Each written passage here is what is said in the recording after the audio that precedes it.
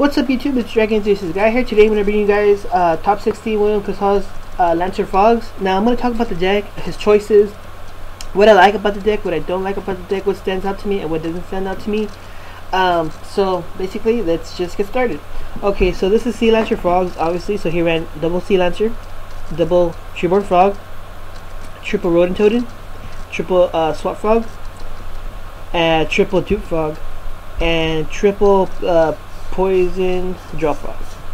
So then for the Monarchs he ran double Caius because Caius is amazing obviously, and one Ryza. And then he ran one Gorz because Gorz is Gorz, it's a hand trap, so, and he's running a trap in here, so why not?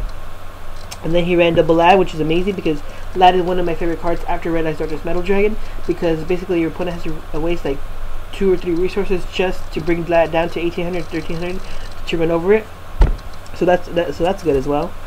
And then he has triple Battle Fader because Battle Fader you can stop the OTKs, and not only that, but it can act as a monster on the field, and then you contribute it for one of your Monarchs. Or for this card, which stood out to me the most, which is triple Obelisk the Tormentor. What the fuck? Like, triple Obelisk the Tormentor? I mean, come on, like, who does that? But obviously it worked out for him. This is I can tell you right now, this is the reason why he got top 16, because of Obelisk the Tormentor alone. Because what monster can run over Obelisk the Tormentor besides Five-Headed Dragon, which people, you know, if Chaos Dragons had, they could still, you know, get over that.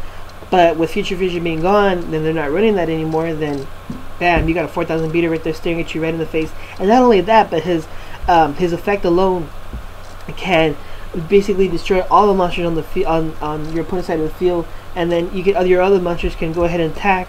So you tribute 2 monsters, and then it destroys all your monsters that your opponent controls, and then you can attack with your Monarchs and stuff like that, or Gorz and stuff like that that's already on the field. So it's just amazing. And then another thing that stood out to me was the one tech Jinzo, because he doesn't run any traps in here, and this basically just stops every single deck that runs traps.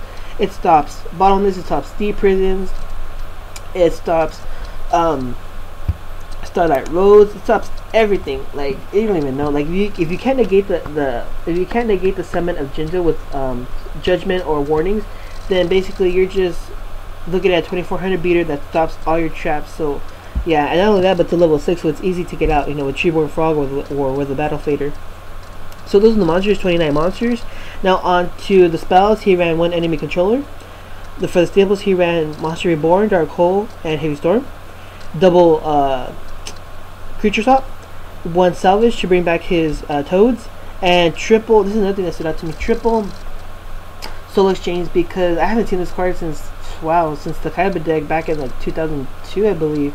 So this is really amazing as well, because he can tribute one of his opponent's monsters as well. So, but he has to skip the battle phase, but it doesn't matter because you can take a powerful monster that's on the field and just get rid of it and distribute it for one of your own monsters. So that's good.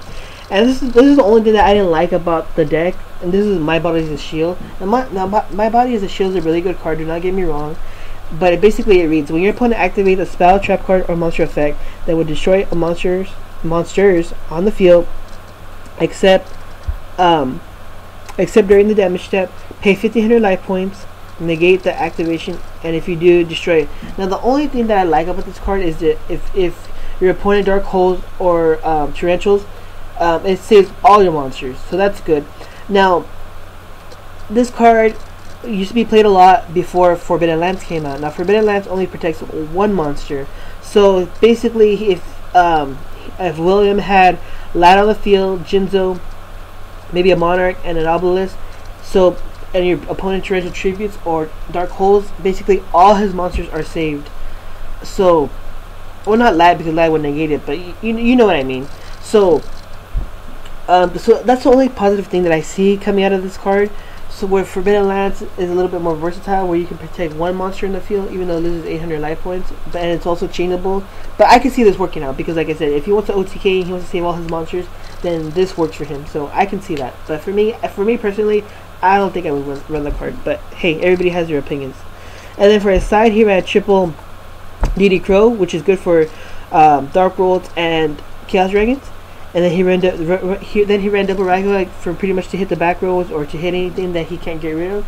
and it's also good to mill your frogs in there as well, so that worked out for him good. And then he ran double double Mobius again to hit the back row as well, and then double the other two Jinzos, because obviously for heavy back row, a Jinzo pretty much stops them. And then when Vanity's Fiend to stop any special summonings, and then he ran the third creature swap and a triple Misty for the back row. For his extra deck, which I extremely like, as you guys can already tell, because all his synchros are dragons. So he ran Stardust Dragon, Black Rose Dragon, Ancient Fairy Dragon, Orient Dragon, which is really surprising because it's for in the format where people don't really play synchros anymore. That really took me by surprise that he would play an Orient Dragon. So, you know, oh well, it worked for him, you know. And then he played a Scrap Dragon, and then for Xyz he ran double Daigusto Phoenix, double Dark Mist, triple Gachi, one Gaia, and one Photon Strike Bouncer. And this is the card that also stood out to me by a lot.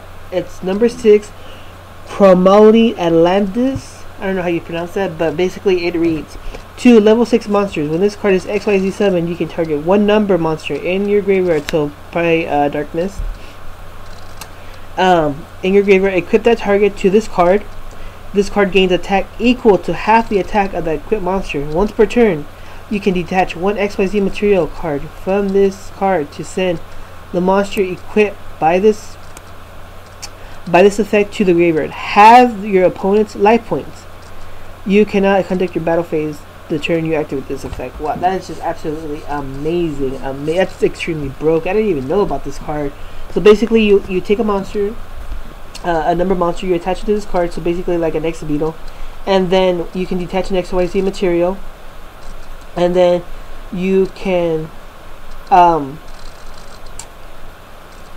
send the equipped monster to the by that effect to the graveyard, and then just have your opponent's life points. That's just amazing. So if your opponent has 8,000 life points, you summon this, and you basically just have your opponent's life points by 4,000. That's just absolutely amazing. And then Obelisk, if you have Obelisk on the field, you can just just attack him straight for game. Wow, that's absolutely amazing. Now I can see why this worked out for him.